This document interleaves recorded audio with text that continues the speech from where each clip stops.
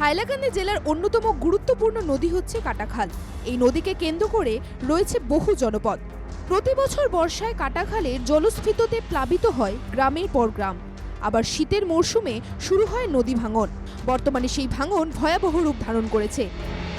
এক সপ্তাহ আগে নারায়ণপুর গ্রামের একটি পূর্ত সড়কের প্রায় 50 মিটার অংশ নদীগর্ভে তলিয়ে যায়। ফলে যোগাযোগ বিচ্ছিন্ন এলাকার বহু গ্রাম। বাঙ্গার তো আজকে এক সপ্তাহ হয়ে গেছে কিনা, এক সপ্তাহের উপরে, এক সপ্তাহ 10-11 দিন যার গিয়া অনুমানিক। আমরা তো এইদিকে আওয়া খুব কষ্ট হয়েছে। এখন আমরা মানুষের বাড়ি দিয়া একটা সুযোগ লইয়া বার হয়েছে আর কি, বুঝছেন না? এখন তারা দিছেন একটা লাইনে। রাত্রেবেলা কি করে? রাতের বেলা তো বহুত সমস্যা। আর রুগী স্কুলের বাচ্চা, ওই তো স্কুলের বাচ্চারা লাগে বেশি অসুবিধা হয়, বা টিচাররা যেন আইন বাইরে থেকে। এক সপ্তাহ আগে পূর্ত সড়কটি নদীগর্ভে তলিয়ে গেলেও এখনো পর্যন্ত কোনো পদক্ষেপ নেয়নি প্রশাসন। ফলে চরম দুর্ভোগ পোহাতে হচ্ছে এলাকাবাসীকে।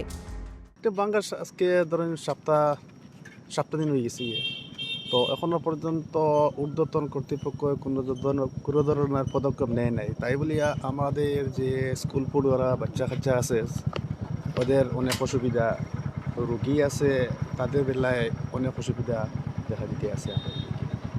তো আমরা অতি সত্বর রাস্তাটা মেরামত করার আহ্বান করতেছি। রাস্তা ভেঙে যাওয়ায় ছাত্রছাত্রীরা স্কুলে যেতে পারছে না। রোগী বা গর্ভবতী মহিলাদের হাসপাতালে পৌঁছাতে চরম সমস্যার মুখে পড়তে হচ্ছে। কারণ রাস্তা বন্ধ থাকায় গ্রামের ভেতরে যেতে পারছে না অ্যাম্বুলেন্স। তাই অবিলম্বে সড়কটি মেরামতের দাবি জানিয়েছে এলাকাবাসী। হাইলাকান্দি থেকে অমিতাভ শর্মার রিপোর্ট, এনকেটিভি বাংলা।